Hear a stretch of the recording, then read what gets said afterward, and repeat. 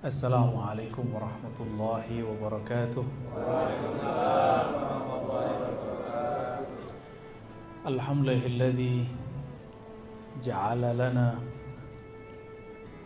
uswatan hasanatan fi nabiyyina Muhammad sallallahu alaihi wasallam.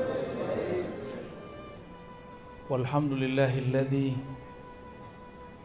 akhrajana fi akhiriz zaman wa ja'alana min ummati sayyidina Muhammad sallallahu alaihi wasallam. Walhamdulillahilladzi hadana li hadza wa ma kunna linahtadiya laula an hadana Allah. Asyhadu an la ilaha illallah wa asyhadu anna Muhammadan abduhu wa rasuluh. Allahumma shalli wa sallim wa barik ala nabiyyina Muhammad wa ala alihi wa ashabihi wal mahdi khalifatihi wa sallim. Amma ba'du. Bapak pengurus, katanya ada mau pengurus baru ya? Ya. Semoga siapapun yang mengurus masjid ini termasuk orang-orang yang hatinya terikat di masjid. Amin ya rabbal alamin. Menjadi khadam-khadamnya Allah, khadam-khadamnya Rasulullah sallallahu alaihi wasallam. Mohon maaf sudah menunggu ya. Ternyata macetnya kalau weekend gini 7 kali lipat, Pak. Alhamdulillah, saya bersyukur, berarti new normalnya sudah terbukti. Kalau sepi malah kita sedih. Artinya kalau sepi apa? Pergerakan ekonomi umat tidak jalan, ya. Berarti umat kita sedang sengsara. Ini putus-putus, bisa diganti. Kebanyakan kabel kita nih ya.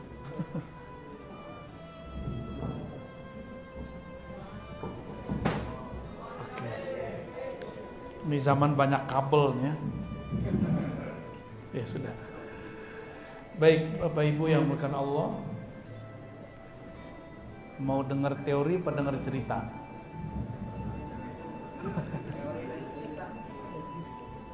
Kalau teori Nur Muhammad. Kalau cerita beda tuh. Tapi dia juga. Pilih mana? Waduh, tamak sekali ya. Maunya dua-duanya. Abu Hurairah dalam riwayat Imam Tirmizi mengisahkan dialog yang sangat dekat sekali antara Rasulullah dan para sahabat. Apa kata sahabat-sahabat Nabi? Mata wajabat lakan nubuwah. Kita coba ya. Mata wajabat. Wah, lebih sahih ini ya. Ini kurang sahih Pak, ini hasan ini. Yang tadi dhaif. Mata wajabat lakan nubuwah. Apa kata sahabat-sahabat Nabi? Wahai Rasulullah, kapan diwajibkan atas engkau kenabian? Itu terjemahan harfiahnya. Secara maknawi diartikan kapan engkau ditetapkan jadi nabi. Ini hadis siapa nih? Hadis riwayat Imam At-Tirmizi. Imam Tirmizi wafat 279 Hijriah. Gurunya Imam Bukhari wafat 256 Hijriah. Jadi ini berguru ke Imam Bukhari. Dia punya kitab judulnya Al-Jami' As-Sahih, sekarang dikenal dengan Sunan At-Tirmizi. Salah satu guru saya di Betawi, di Jakarta, ada yang ngajar kitab ini, namanya Kiai Ahmad Marwazi. 12 tahun beliau berguru kepada Syekh Yasin Al-Fadani. Saya dengar di Bekasi ada beberapa kiai pernah belajar juga kepada Syekh Yasin Al-Fadani. Imam Tirmizi mengatakan, sahabat bertanya, wahai Rasulullah, kapan engkau ditetapkan sebagai seorang nabi? Kenubuatan engkau kapan ditetapkan? Kapan, Pak? Kapan beliau diangkat jadi nabi? Ayo. Kapan? Ini bukan ujian, Pak, ngecek aja. Kapan beliau diangkat jadi nabi? Umur 25? 40? Ya salam. Nilainya semuanya maudhu.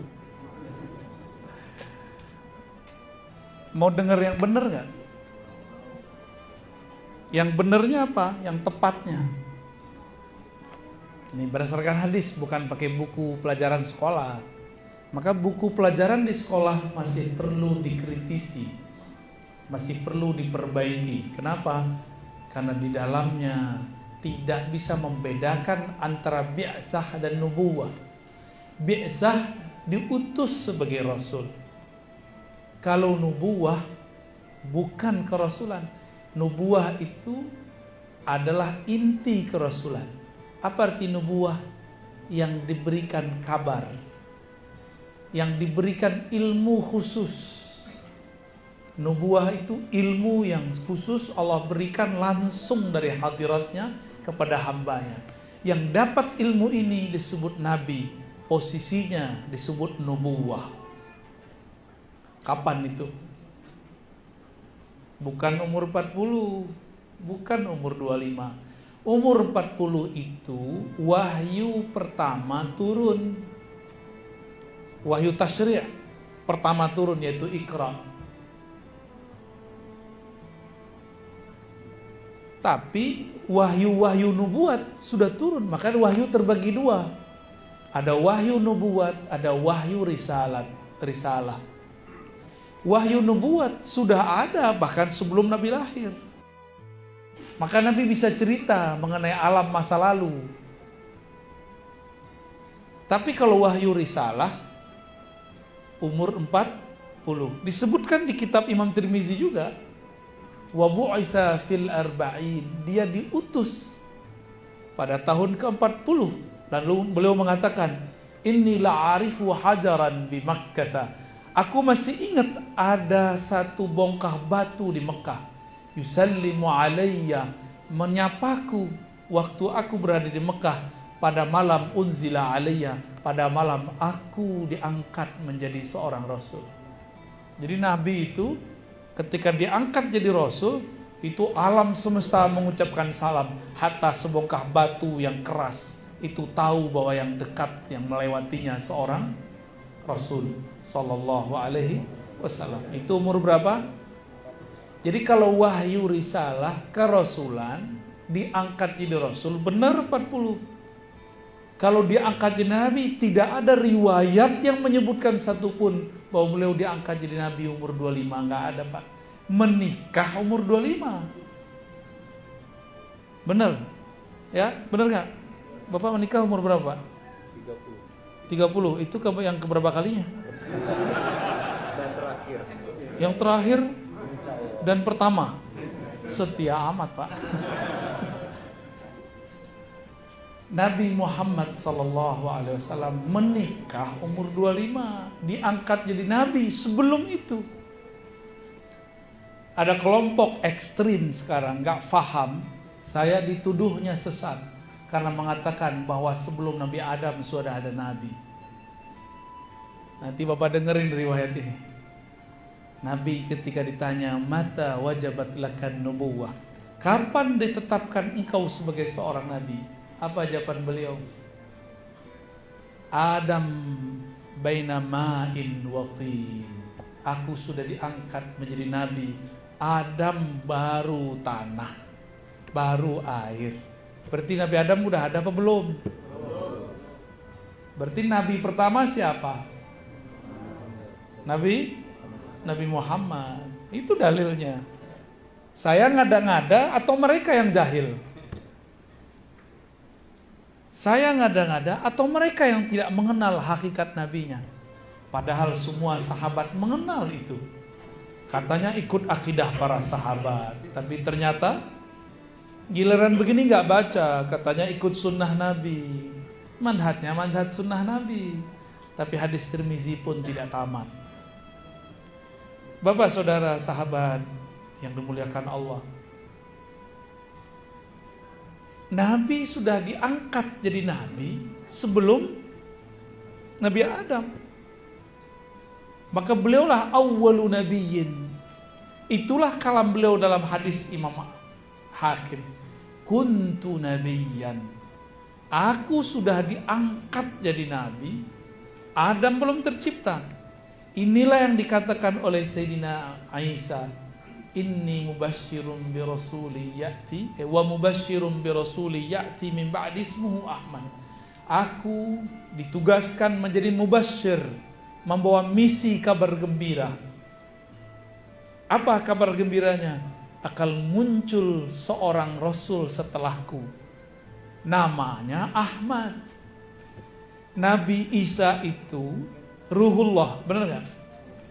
Nabi Isa itu ruhullah, percikan dari ruh Allah. Dari mana ruh Nabi Isa ini? Dari ruh Nabi Muhammad, namanya Ahmad. Jadi ruhnya Nabi Muhammad punya nama, ada namanya apa? Ahmad. Siapa yang tahu namanya? Nabi Isa. Nabi Isa kabarin itu di Quran. Mubashirun bi rasulin ya'ti min ba'dihi ismuhu Ahmad. Jelas ayatnya. Lalu Ahmad itu apa dan siapa? Ahmad itu adalah hembusan ruh Allah yang pertama. Maka bernamalah Ahmad itu Ruhullah. Apa namanya? Ruhullah. Di saat itu belum ada langit, belum ada bumi. Bahkan belum ada langit, belum ada bumi. Sudah ada Ahmad Ruhullah. Apa arti Ruhullah? Hembusan Allah Subhanahu wa ta'ala. Jangan dibayangkan hembusan kita, Pak. Hanya Allah yang tahu rahasianya. Seperti apakah, bagaimanakah. Kapankah itu masanya? Itu masa sebelum masa alam penciptaan. Ini alam penciptaan disebut alamul hudus atau alamin. Ahmad sebelum itu disebut oleh ulama kita dengan istilah azaliyah. Apa istilahnya? Azaliyah. Ya. Jadi sebelum alam ini sudah ada Nabi Muhammad namanya Ahmad. Itu masa sebelum ada masa, waktu sebelum ada waktu, alam sebelum ada alam. Susah nyebutnya itu. Waktu sebelum ada waktu, apa dong Pak? Ya hanya Allah yang tahu. Maka ulama kita mensimbolkan dengan istilah azali. Apa arti azali? Prawaktu. Itulah Ahmad. Allah berfirman, Kul huwallahu ahad. Ahad itu qadim. Masanya kapan? Sebelum azali lagi. Sebelum azali itu namanya masa ahadiyah. Allah hanya sendiri dengan ketunggalannya, keesaannya. Jadi Allah maha jomblo, Pak. Hanya Allah yang boleh sendiri. Bapak gak boleh sendiri, Pak ya? Telat umur 30. Kirain 30 itu udah yang ketiga kalinya. Ya, yang sono mau nambah. Baik, fokus Pak ya. Saya yang gak fokus, bapaknya udah serius-serius amat sih ya. Lalu Ahad ini disebut masa sebelum adanya masa azaliyah. Hanya dialah sendiri. Maka disebutlah Allah wujud qidam baqa, qidam qadim. Ini masanya. Saya mau tanya Pak, kalau kita tawaf berapa kali tawaf? 7 kali ya. Baru kemudian kita keluar ke sa'i. Alam semesta ini sebenarnya tawaf, bergerak. Perputarannya juga sama. 7 kali alam semesta bergerak. Itulah satu kiamat. Baru 1 hari di alam azali. Di masa azaliyah ya, kita kalau nggak sebut itu alam, sebut saja masa sebelum masa. Nabi mengatakan nanti kamu di surga akan bertemu Allah. Jika masuk ke surga Firdaus, surga tertinggi, surga terbawah enggak, surga yang di bawahnya juga enggak, hanya surga tertinggi. Bertemu Allah di waktu pagi dan sore. Tapi jangankan pagi dan sore, Dalam hadis yang sahih riwayat Imam Muslim, Tirmizi dan lainnya, satu pohon di surga kalau dilewatin 100 tahun baru selesai ujungnya. Dahannya itu punya bayang-bayang di bawah. Itu kalau kita jalan dari ujung kiri ke ujung kanan 100 tahun. Gimana Pak? Pohon di surga tuh. Pohon di surga itu satu biji, subhanallah. Maka Bapak kalau baca subhanallah, langsung Allah tanam satu pohon di surga. Dan tingginya sangat tinggi, panjangnya sangat panjang. 100 tahun perjalanan baru bisa diselesaikan. Nabi mengatakan, kamu satarawna rabbakum, engkau akan memandang kepada Allah di surga Firdaus. Cuma hanya di waktu pagi dan sore. Antara pagi dan sore 500 tahun, sore ke pagi 500 tahun, siang malam di sana sama dengan 1000 tahun. Berarti bertemu Allah cuma sekali 500 tahun. Lama atau cepat itu Pak? Nggak ada apa-apanya 30 tahun menjomblo. Nggak ada apa-apanya. Dari pagi menuju sore berapa tahun? 500 tahun. Sore ke pagi nunggu 500 tahun baru ketemu Allah. Itulah alasannya, rahasianya. Kenapa di sorga itu Allah kasih penawar, yaitu menikah sebanyak-banyaknya. Nanti Bapak sabar ya. Cuma itu. Karena itu bisa membuat mereka itu kalau rindu, itu mirip-mirip orang sakau. Mereka rindu terus musyfikun, sampai muncul rasa takut kepada Allah. Maka Allah berilah obat penawar. Diizinkan makan seenak-enaknya, minum seenak-enaknya, selezat-lezatnya, kawin sebanyak-banyaknya. Jadi sehari itu nanti Pak, disebutkan di hadis, satu laki-laki diberikan kekuatan 100 laki-laki. Waduh, saya nutup mata bentar Pak. Gak berani ngelihat bapak-bapak ini nanti kalau ahli surga. Sekarang atuh aja keok Pak ya. Sok-sokan mau nambah 2 ya. Nanti di sana. Itu penawarnya. Itulah kenapa kalau kita, mohon maaf ya yang belum cukup umur, habis melakukan hubungan spesial itu wajib mandi. Karena di saat itu kita lupa kepada rindu kepada Allah Subhanahu wa ta'ala. Itu rahasia sebenarnya. Wajib mandi gak? Mandi gak tadi? Wajib Pak mandi. Tanda tobat. Ya Allah ampuni aku, karena kelezatan sesaat aku lupa kepada Engkau. Itu dia ya. Itu rahasianya kalau kita ungkit-ungkit rahasianya. Nabi Muhammad SAW mengatakan, aku sudah ada, Adam belum ada. Namun meskipun beliau awal Nabi, tapi terakhir diutus. Dulu ruhnya bernama Ahmad, fisiknya ketika di dunia bernama Muhammad. Dia juga Pak. Cuma ini Muhammad ada jasadnya. Kalau yang Ahmad tidak ada jasad.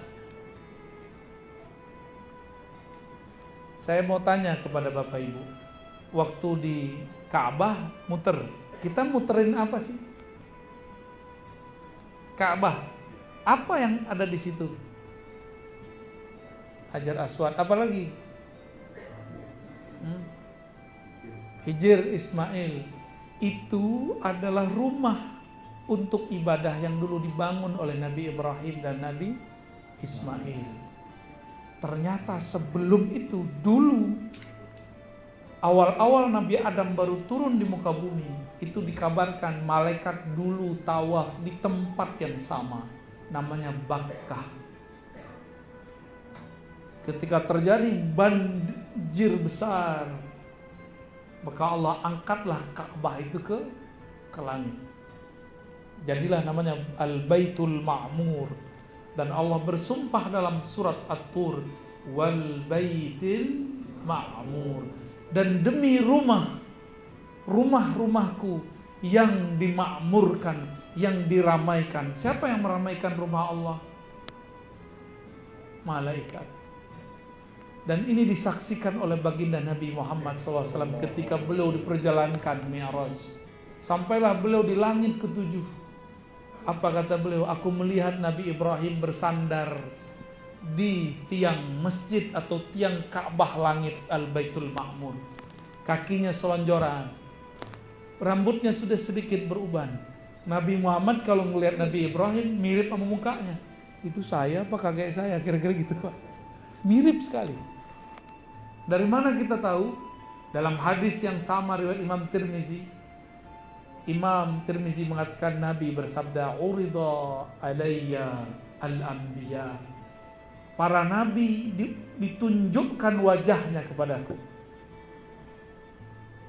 Lalu beliau mengatakan, tiba-tiba aku melihat Nabi fulan mirip fulan, Nabi fulan mirip sahabat fulan, adapun Nabi Ibrahim mirip sahabatmu yang di depan. Begitu kata Nabi Muhammad sallallahu alaihi wasallam. Berarti maksudnya mirip Nabi Muhammad enggak? Mirip, sangat mirip. Dan wajah Nabi Muhammad itu sangat mirip dengan beberapa habib di Timur Tengah sana. Bahkan di negeri kita ada. Cuma saya nggak boleh kasih tahu, Pak. Ya, ntar Bapak cari-cari lagi orangnya. Nabi Muhammad mengatakan, ketika aku melihat Al-Baitul Ma'mur, setiap hari langit. Hari di langit, ya. Hari di langit itu satu hari kita 500 tahun di sana. Mereka masuk 70.000 dan tidak pernah keluar lagi. Gak tahu kemana. Masuk 70.000 setiap hari. Satu harinya 500 tahun. Apa yang mereka lakukan? Mereka berkeliling tawaf. Maka siapapun yang bertawaf penuh dengan hikmat di bumi, pahala malaikat di langit akan diberikan kepadanya. Mereka lah yang disebutkan dalam surat Ghafir. Malaikat-malaikat itu bertasbih kepada Allah dan yastaghfiruna lilladzina amanu. Mereka memintakan ampun untuk orang-orang yang beriman di bumi. Kita beriman enggak?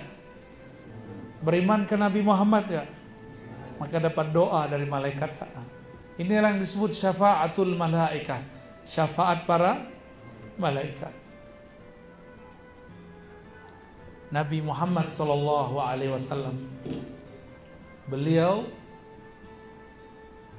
ketika kembali ke alam manusiawinya, maka bersyairlah ulama kita, basyarun la kal basyari.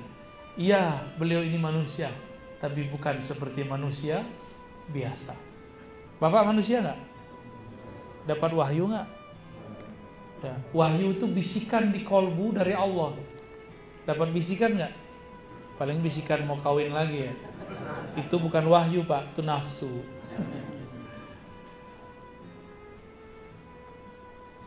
Nabi Muhammad SAW kemudian mengatakan, ketika aku bermain-main dengan saudara susuku, tiba-tiba ada malaikat dua bersayap membedah dadaku. Jadi Nabi Muhammad ini kecil-kecil sudah tahu bahwa yang datang ini malaikat. Abu Darda nanya sebelumnya, muncullah kalam itu, wahai Rasulullah, kapan engkau jadi nabi?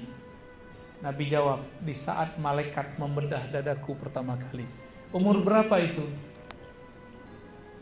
Ada riwayat 5, ada riwayat 7 tahun. Umur 5 tahun anggaplah begitu, atau umur 7 tahun. Beliau sudah dibersihkan oleh Allah Subhanahu wa ta'ala. Jibril itu makhluk fisik atau makhluk rohani? Maka ketika Jibril belah dada Nabi, itu Jibril menyakiti fisik Nabi atau tidak? Enggak, karena beliau makhluk rohani, yang dibedah itu rohaninya Nabi Sallallahu Alaihi Wasallam. Walaupun ada efek di fisiknya, tapi tidak menyakitinya. Sallallahu Alaihi Wasallam.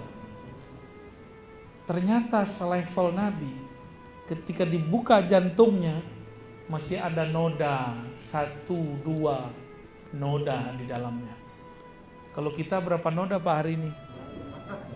Ini ceknya sholat aja, sholat bisa khusyuk apa enggak? Berarti nodanya ada apa enggak? Titik-titik noda. Kata Nabi, "Idza aznabal abdu," ketika seorang hamba berdosa, maka muncullah nuktatun sauda fi qalbi. Muncullah noda-noda, bintik-bintik hitam di kolbunya. Hadis ini sahih. Sekarang untuk maksiat gampang, lewat handphone, ya, gampang nggak? Lewat TV, gampang sekali. Nggak perlu jauh-jauh buat maksiat mas sekarang. Ya, berarti kalau dihitung-hitung, bintik hitam itu mungkin sudah dibintikin lagi sama Allah, udah berlapis-lapis itu. Wajar sholat kita tidak nikmat, wajar sholawat kita tidak lezat, wajar zikir-zikir kita tidak syahdu. Kenapa? Yang menikmati sholawat, zikir, bacaan Quran itu adalah kolbu. Jika di kolbu ada bintik, ibarat seseorang mau meneguk air, di gelasnya ada noda, mau minum? Kalaupun dipaksa minum, menikmati atau jijik? Jijik, bisa muntah-muntah. Itulah kenapa orang-orang munafik muntah-muntah kalau dengerin zikir Pak. Sok suci. Gitu. Norak. Soalin. Dia muntahkan semuanya. Kenapa? Karena noda di dalamnya terlalu banyak. Kita sekotor-kotor hati, alhamdulillah masih mau datang ke majelis. Alhamdulillah. Nabi Muhammad masih ada 2 titik hitam. Kira-kira kalau Nabi Muhammad punya 2, kita mungkin punya 2.000, 20.000, 2 juta. Ya. Berarti Nabi Muhammad kena percik dikit, tapi ternyata percikannya bukan percikan syahwat. Itu pun noda hitam, bukan dari syahwat. Kalau kita dari syahwat. Ini perbedaan kita dengan Nabi Muhammad sallallahu alaihi wasallam. Maka Nabi itu karena beliau ini higienis kolbunya. Kolbu higienis Pak. Kotor dikit beliau rasa. Kotornya kolbu Nabi itu masih bersih versi kita. Bapak pasti pernah nginep di hotel yang bagus. Kamar mandinya bisa jadi kamar tidur ya nggak? Bisa makan di situ. Ya, Nabi Muhammad itu kolbunya paling bening. Bagi beliau dianggap kotor, kita nganggapnya masih bersih. Beliau ngerasanya sudah kotor. Apa kata beliau? Innahu la yughanu ala qalbi. Sesungguhnya ada ghain dalam kolbuku. Cahaya menutupi kolbuku. Jadi Nabi ketutup cahaya sehingga bisa melihat surga neraka. Nabi berpaling sedetik saja dari Allah. Beliau menganggap itu maksiat, itu dosa. Sedetik beliau lupa kepada Allah, asik dengan surga neraka, asik dengan alam-alam lain. Bagi Nabi itu dosa. Maka beliau istighfarkan satu salah itu 70 kali setiap hari. Kira-kira kita gimana Pak? Silaunya handphone, silaunya YouTube. Berapa kali itu menyilaukan kolbu, tapi kita tidak pernah membersihkannya. Ya, wajar kolbu ini tidak siap menerima zikrullah. Wajar kolbu ini tidak pernah menikmati salawat kepada Rasulullah Sallallahu Alaihi Wasallam. Makanya kita nggak bisa merasakan Nabi itu hadir. Malah orang-orang yang juhala itu, terjemahin sendiri ya apa arti juhala ya? Waduh. Kayaknya antum punya dendam sama kaum sebelah nih ya. Diam-diam aja Pak ya. Tuh, ditambah lagi nih. Kayaknya ini pernah dihardik sama mereka nih. Kalau saya lebih dari dihardik Pak, dilaknat saya sama mereka. Tapi saya biasa aja. Betul, dibilang dajjal saya. Lah, dajjal mata kita masih ada 2. Ya salam, ya salam. Mereka bilang saya Dajjal, tapi mereka nggak percaya keturunan Nabi. Padahal Al-Mahdi keturunan Nabi. Siapa yang Dajjal ya? Nanti dibalik Pak, Al-Mahdi yang asli dituduh Dajjal. Nanti ada masanya. Dajjal yang asli disebut Al-Mahdi. Akan ada masanya. Kalau nggak sanggup minta meninggal duluan Pak ya. Serius tadi ngomong serius. Kalau nggak sanggup mending minta wafat sebelum. Tapi kalau ingin berjuang, ayo hidupkan majelis maulid. Karena kalau hidupkan majelis maulid nanti kita akan mempelajari kisah-kisah Nabi. Dari kisah Nabi akan terpola. Oh begini karakter Imam Mahdi di akhir zaman. Nanti karakternya nggak jauh beda. Saya sebutkan hadis tadi. Kapan engkau ditetapkan jadi Nabi ya Rasulullah? Ya. Apa aja kata Nabi? Adam belum dicipta, aku udah jadi Nabi. Nabi Musa tidak diizinkan untuk melawan Dajjal. Nabi Isa dikalahkan oleh Dajjal. Walaupun nanti di akhir hayat Dajjal yang bunuh Nabi Isa. Bahkan Khawarij pun tidak diizinkan oleh Rasulullah dibunuh di hadapannya. Tapi nanti yang menghadapinya adalah seorang umat dari umatnya. Keturunan dari cucu-cucunya. Berarti keturunan ini lebih kuat daripada generasi sebelumnya. Lalu siapakah keturunannya itu? Karena dia secara nasab keturunan Nabi, maka secara rohani adalah pewaris Nabi. Nabi Muhammad itu mewarisi Ahmad, benar nggak? Maka Al-Mahdi mewarisi Nabi. Kalau pewaris Nabi Muhammad, berarti dia pewaris Ahmad juga nggak? Inilah kata kuncinya. Al-Mahdi nanti itu, nur di dalamnya adalah nur Muhammad, ruhnya adalah pewaris Ahmad. Makanya dia bisa kuat Pak. Karena di dalamnya ada warisan ruh Ahmad. Dia justru lebih kuat daripada Dajjal. Itulah alasannya kenapa Nabi Isa waktu datang, Nabi Isa gak mau jadi imam.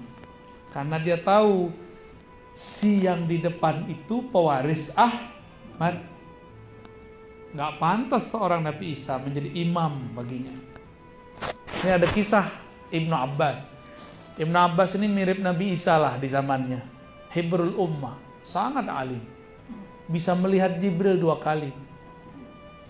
Dan Ibnu Abbas wafat Rasulullah umurnya 13. Dalam waktu rentang itu dia pernah melihat Jibril berapa kali? Ajib gak tuh? Ajib luar biasa. Abdullah bin Abbas ya, itu diceritakan bahwa ia berkhidmat waktu menginap Rasulullah di rumah salah satu istrinya. Di rumah Maimunah, Rasulullah bangun malam hari, dulu nggak ada keran Pak, nggak ada PDAM, sumur jauh.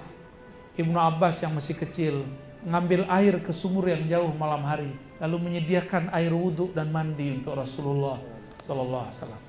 Dia nggak tidur ketika Nabi tertidur. Dia tunggu kapan Nabi keluar, maka dia keluar. Selesai Nabi berwudu, Nabi nanya, siapa yang menyediakan air ini? Maimunah bilang, bukan saya wahai Rasulullah. Sepertinya Abdullah bin Abbas. Dia cuma khidmah loh. Ketika sholat Nabi Muhammad, dia langsung kelutuk-kelutuk. Sholat di samping Nabi, tapi di belakangnya, samping belakangnya. Nabi lihat Sayyidina Abdullah bin Abbas sholat di bagian kiri Rasulullah, maka ditarik oleh Rasulullah ke bagian kanan. Ditarik sejajar dalam hadis Imam Bukhari dan Muslim. Setiap ditarik sejajar, dia diam sejenak lalu dia mundur 1 langkah. Ditarik oleh Nabi ke depan, dia mundur lagi 1 langkah. Begitulah terus sampai selesai sholat. Nabi bertanya, wahai Abdullah, kenapa kamu mundur ketika aku tarik? Apa jawaban Abdullah bin Abbas? Apakah pantas seorang Abdullah bin Abbas sejajar dengan kekasih Allah? Karena 2 ilmunya ini. Pertama, dia khidmah kepada Nabi, menyediakan air wudhu. Yang kedua, dia tahu adab padahal masih kecil. Dia kemudian didoakan oleh Nabi, Allahumma faqihu fid din wa 'allimhu ta'wil. Ya Allah, ajarkan dia kefaqihan agama dan ajarkan dia ilmu memahami takwil dan tafsir Quran.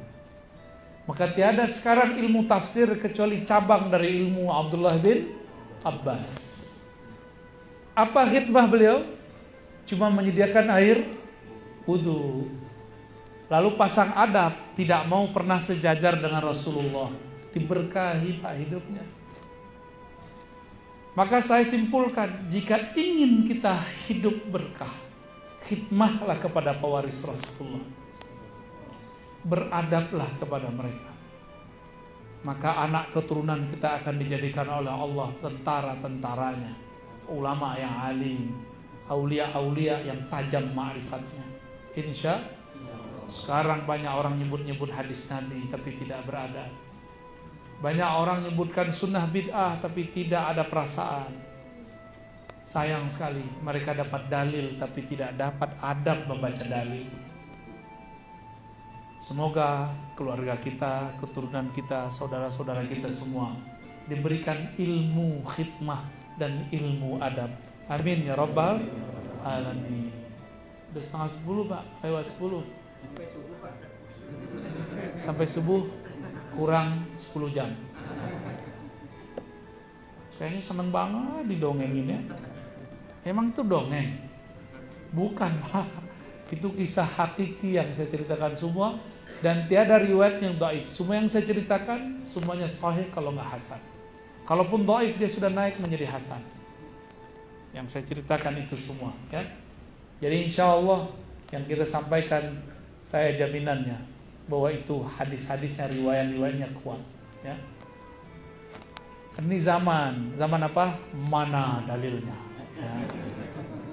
Udah kita kesebutin dalilnya, nggak percaya juga dia karena kita bukan ustadznya ya. Tapi ya sudahlah. Cukup ya? Cukuplah. Apa mau tanya jawab? Ada tanya jawab? Iya udah tanya jawab deh, silakan. Fadhal.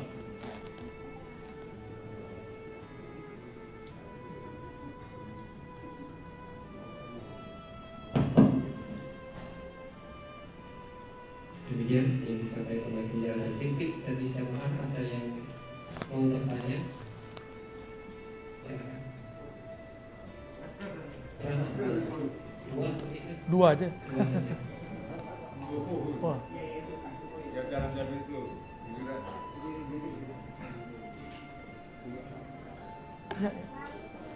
Assalamualaikum Pak Ustaz. Waalaikumsalam warahmatullahi. Dulu saya sering mendengar Pak Ustaz sebelum waktu masuk ajaran karena puji-pujian atau salawatan. Sekarang sudah jarang Pak Ustaz, kecuali waktu masuk kuliah. Apalagi di pihak yang senang mendiktafirkan orang atau mengkafirkan orang, mereka menyebut itu sesat. Kemarin Pak Ustaz, saya ke suatu tempat pendidikan, hampir 75% itu anak didiknya hafiz Quran, tapi tidak ada satu pun yang bisa bersalawat. Mohon penjelasan Pak Ustaz. Terima kasih. Masya Allah. Iblis itu bisa zikir 80.000 tahun seperti disebutkan Imam Tabari di surga, tapi tidak pernah bersalawat kepada Rasulullah Sallallahu Alaihi Wasallam. Nabi Adam baru dicipta, tapi dia langsung bersalawat kepada Nabi Muhammad Sallallahu Alaihi Wasallam. Maka Allah ajarkan beliau al-asma, nama-nama di alam semesta. Sedangkan iblis hanya diberikan zikir tapi tidak diberikan ilmu. Ini pesan panjang Pak. Iblis, Dajjal, Khawarij itu satu paket. Hafal zikir, hafal ayat, tapi tidak berselawat. Solawat itu pelembut kolbu. Orang tidak bersolawat, kolbunya kering, kolbunya keras. Solawat itu membuat kolbu bercahaya. Karena Al-Quran itu turun kepada yang disalawatkan. Kalau nggak ada Nabi Muhammad, ada nggak Quran? Nggak diturunkan Al-Quran. Kalau Nabi Muhammad belum ada, Quran sampai sekarang belum turun, Pak. Iya. Jadi Al-Quran diturunkan ke Nabi Muhammad, maka kita bersalawat kepada orang yang diturunkan kepadanya Al-Quran. Sebelum Al-Quran itu diturunkan, Allah sudah salawat dulu. Innallaha malaikatahu yusholluna 'alan nabi. An-nabi di situ itu An-Nabi Ahmad. Al-Quran belum diturunkan, Allah sudah bersalawat. Al-Quran belum sudah diturunkan, orang belum hafal Quran. Salawat itu sudah ada sebelum hafalan dia. Al-Quran belum diturunkan, Nabi Adam sudah salawat. Jadi lebih tua mana? Maka salawat ini bagian dari kalam-kalam Allah. Kalam-kalam Allah salawat itu. Lalu kita tirukan. Itu bedanya. Ya. Maka orang yang jauh dari salawat, dia jauh dari yang memegang kunci surga. Yang megang kunci surga siapa? Mereka tuh lupa. Dapat hadis bahwasannya Al-Quran ya'ti syafi'an li ashabi yaumal qiyamah. Kan ada begitu. Akan datang bawa syafaat pada hari kiamat kepada ashabihi. Al-Quran datang. Siapa Al-Quran itu? Aisyah ditanya, apakah akhlak Nabi? Jawaban Aisyah, khuluqul Quran. Fal Quran huwa Muhammad sallallahu alaihi wasallam. Jadi Al-Quran itu sebenarnya Nabi Muhammad itu sendiri. Gak ada Nabi Muhammad, gak ada Quran. Apa? Ajaran sesat, Pak? Itu dalilnya masih kurang. Kata Aisyah apa? Khuluquhul Quran. Akhlaknya Nabi Muhammad, sifat-sifatnya Nabi Muhammad, sifat Qurani. Jadi hafal Quran gak sholawat ke Nabi, hafal Quran gak maulidan, hafal Quran gak mengenal Nabi. Aduh, Bapak ini semangat sekali. Sepakat, Pak. Tapi pewarisnya. Apa kata iblis dulu kepada Adam? Ana khairum minhu. Saya lebih baik dari dia. Apa kata malaikat dulu ketika malaikat malaikat Azazil, yaitu yang menjadi iblis. Ketika semua malaikat datang kepadanya minta doa, dia doakan semua malaikat tapi dia lupa mendoakan dirinya. Apa kata dia? Hadakumullah. Semoga Allah memberikan kalian hidayah, tapi dia lupa mendoakan dirinya. Maka iblis mendoakan malaikat dapat hidayah, tapi dia sendiri jauh dari hidayah. Maka karakter iblis zaman now sama, Pak. Kita didoain, kita aminin, Pak, tapi dia lupa mendoakan dirinya sendiri. Iblis ketika diusir, ketika dia dimurkai oleh Allah, dia menyalahkan Allah. Yang disalahkan siapa? Allah. Ya Allah, kan aku begini, engkau juga yang ngatur gitu. Nah, dia menyalahkan dirinya, menyalahkan takdir Allah kepada dirinya. Beda dengan Nabi Adam. Nabi Adam ketika ada masalah nyalain siapa? Nyalain dirinya. Inilah perbedaan waladi Adam dengan walad iblis. Walad, tahu arti walad? Bukan kualat, Pak. Walad, anak keturunan Adam, kalau salah bersama, yang dia salahkan dirinya. Kalau walad iblis, enggak. Udah jelas dia salah, yang dia salahkan orang lain. Dia cari kambing hitam. Maka sekarang, nih coba ntar lihat, Pak, terjadi bencana. Kata mereka, itu karena kalian tawasulan. Ya, tak terjadi bencana. Apa kata mereka? Karena kalian buat bid'ah di masjid dengan maulid. Ya salam. Maulid itu menyebut nama Nabi. Nyebut nama Nabi, sholawat nggak dari tadi? Sallallahu alaihi wasallam. Sholawat itu penolak bala. Jadi yang bikin tolak bala bukan kajian yang begitu, kajian yang ada sholawatnya kepada Rasulullah sallallahu alaihi wasallam. Apa dalilnya? Man shalla alaiya sallallahu alaihi asyara marrat. Udah hafal semua kita dalilnya. Siapa yang sholawat kepadaku, Allah bersolawat kepadanya 10 kali. Sholawat Allah itu rahmat. 1 sholawat 10 rahmat. Berarti 10 bala tertolak.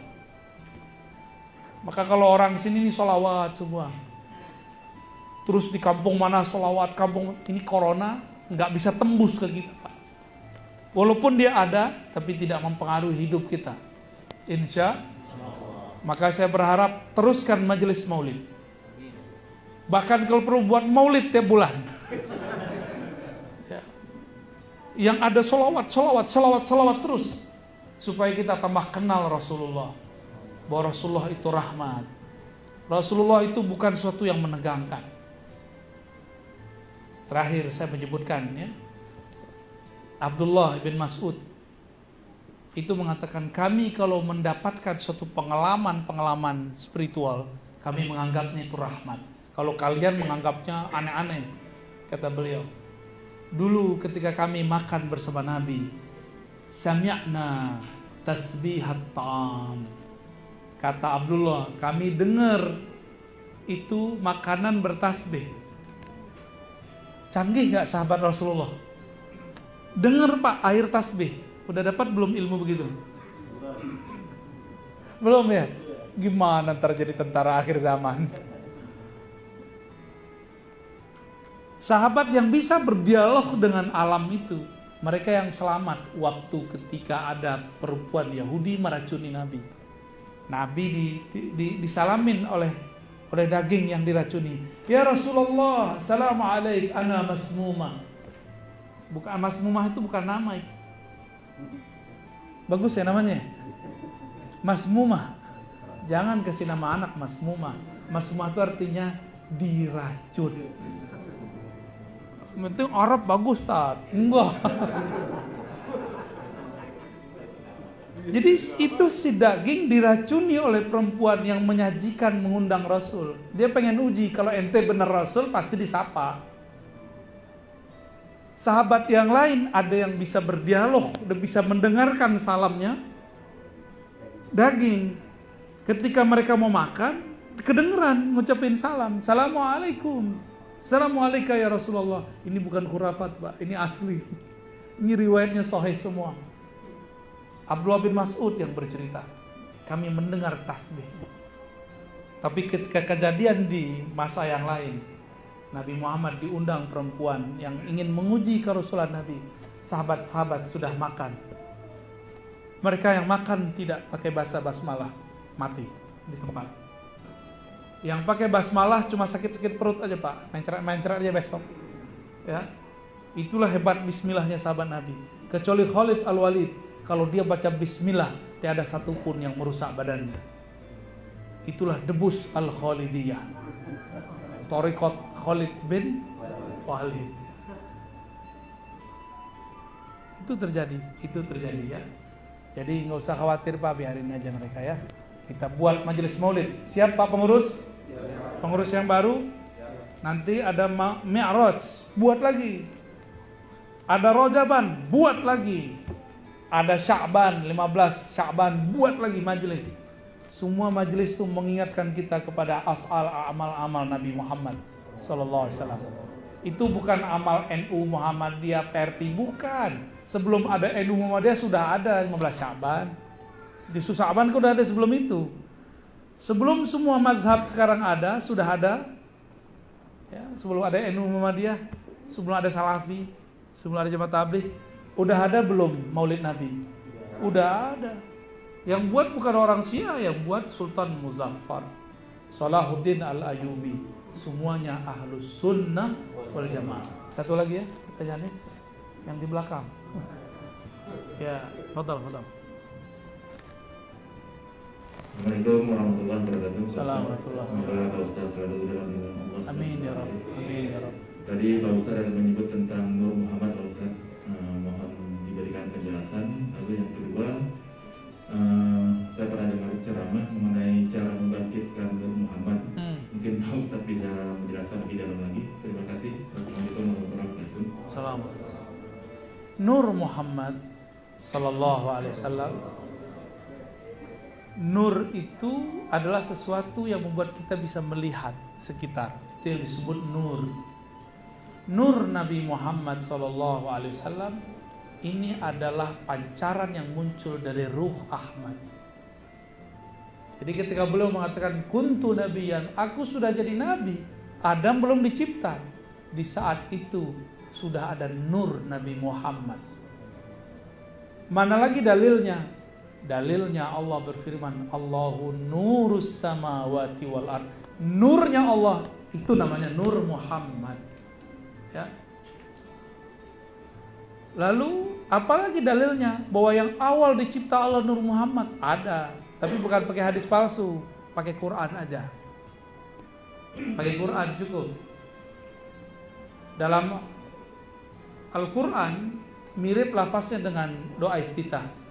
Inna salati wa nusuki wa mahyaya wa mati lillahi rabbil alamin. Terus di ujungnya wa ana awwalul muslimin. Aku adalah yang pertama muslim. Jadi Nabi Muhammad mengatakan, aku yang pertama muslim. Islam, apa arti Islam? Tunduk kepada Allah Subhanahu wa ta'ala. Yang pertama tunduk itu, itulah Nur Muhammad sallallahu alaihi. Jadi guru-guru kita dari dulu mengatakan inilah dalil di Quran mengenai awalul muslimin. Jadi kita nggak perlu pakai dalil awwalu ma khalaqallahu nura nabiyyika ya Jabir, itu hadisnya dhaif. Laulaka ma khalaqtul aflaq, kita nggak perlu pakai hadis itu. Kalau bukan karena engkau tidak diciptakanlah alam semesta, kita nggak perlu pakai riwayat itu. Itu riwayat semuanya bermasalah. Kita cukup pakai riwayat yang sahih. Apa kata Nabi Adam ketika ditanya, "Hei Adam, dari mana kamu tahu nama Muhammad?" Jawaban Nabi Adam, ketika aku melihat ke arasmu, aku melihat di sana ada nama nabimu, Muhammad. Maka aku berselawat kepadanya. Lalu Allah menanggapi, wahai Adam, laulahu ma khalaqtuka. Kalau bukan karena Muhammad, aku tidak ciptakan engkau. Inilah yang disebut Nur Muhammad. Jadi Nur Muhammad bukan ciptaan-ciptaan kita, bukan. Itu ulama yang menjelaskan. Lalu nama Nur Muhammad itu kadang-kadang disebut Al-Qalam. Ada hadis Tirmizi, hadis sahih. Awwalu ma khalaqallahu al-qalam. Yang pertama Allah ciptakan adalah Al-Qalam. Al-Qalam simbol dari ilmu. Ilmu itu nur. Nyambung nggak? Itulah disebut Nur Muhammad sallallahu alaihi wasallam. Nyambung? Ya? Jadi Nur Muhammad itu berarti ilmu, berarti cahaya, berarti macam-macam, ya, rahmat dan kasih sayang. Nanti kalau ada waktu kita bahas lagi apa itu nur. Ya. Bagaimana cara meningkatkan, mengetahui nur, mengaktifkan nur? Kenali saja dia, lalu bersyahadat kepadanya. Katakan, aku bersaksi, aku menerima, aku mengakui engkau adalah awal penciptaan alam semesta. Darimulah kami tercipta. Kita mengerti itu, hidup nur sudah dalam diri. Baru berasa atau sholawat itu terasa nikmat. Kalau sudah mengerti, nanti kita ajarin tekniknya, ada cara bacanya. Ya. Oleh karena itu dulu waktu saya sering baca sholawat nuriyah, Allahumma sholli ala sayyidina Muhammad an-nuriz zati wa sirris sari fi jamil asma wa sifat. Itu efek dalam diri saya luar biasa sekali. Sangat-sangat luar biasa. Baik, udah mau jam 10. Besok pada mau kerja kan?